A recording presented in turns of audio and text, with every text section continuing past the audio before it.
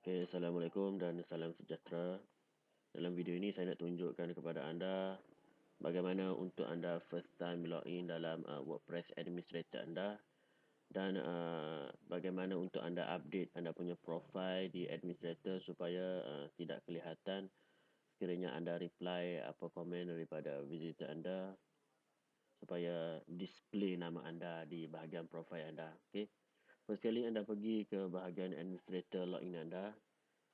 Okey, anda type anda punya URL / kita sambung pelajaran sebelum ni. Okey, belajar WordPress /wp admin. Okey. Okey, anda akan dapat paparan seperti ini. Okey, masukkan username dan password.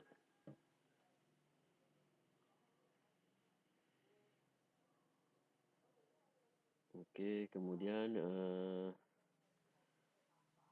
anda akan nampak display seperti inilah. Ini adalah interface pertama yang anda akan nampak nanti. Okey, bahagian dashboard, bahagian post. Yang ini kemudian kita akan saya akan tunjukkan kepada anda. Bahagian media, sekiranya anda nak upload sama ada video ataupun gambar dan sebagainya, sama ada dalam bentuk sound. Okey, page, comment, appearance. Ini untuk edit anda punya themes. Nanti saya akan tunjukkan dalam next video nanti. Bahagian plugin, ini pun dalam next video. Ini bahagian user, tools dan setting anda punya inilah.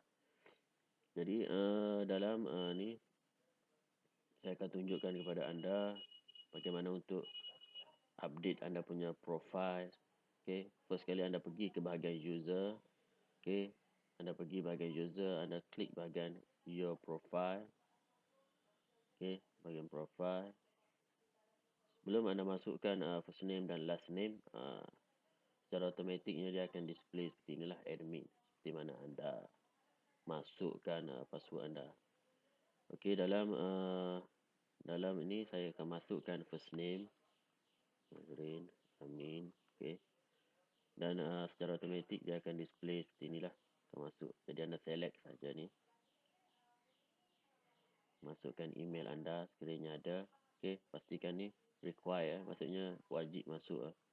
Dan masukkan website anda, .my/belajar WordPress sebagai contoh.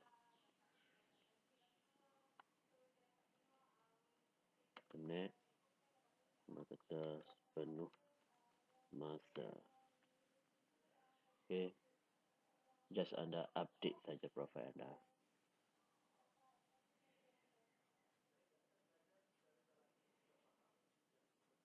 Sekejap, baginya load. Okey, sekarang dah siap anda punya ni. Just anda visit anda punya website. Okey, nampak tak dia bertukar daripada admin kepada ni, nama ni Azrin Amin. Okey, jadi nanti kita akan sambung dalam video seterusnya. Sekiranya ada soalan ataupun sekiranya anda nak apa-apa tutorial, boleh komen di bahagian bawah, bahagian komen di post ni. Okey, jadi kita jumpa dalam next video. Assalamualaikum.